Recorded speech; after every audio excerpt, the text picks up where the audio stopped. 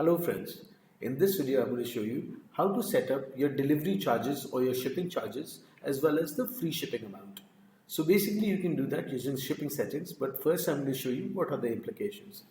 So I've added one product to my cart and I'm on my checkout page right now. If I refresh this, you can see that the shipping amount is showing it as free. What if I have a shipping amount of, let's say, 250 rupees in this case? I can do that using my dashboard. I'll go to my dashboard, into my settings, and I'll go to shipping, and I'll put in the 250 rupees for a delivery or shipping charges out here. And then if I refresh my checkout, what you're going to see is it's going to have a subtotal as this, and the shipping amount is then added to the grand total.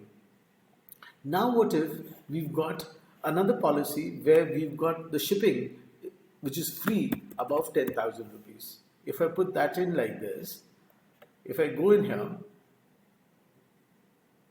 it's going to still show me the 250 rupees because obviously the order amount is right now not 250.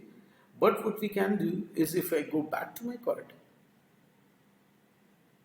and if I were to, let's say, add another product here, let's say like such, it's going to tell me that the free shipping is above 10,000 rupees and it's going to remove the shipping amount.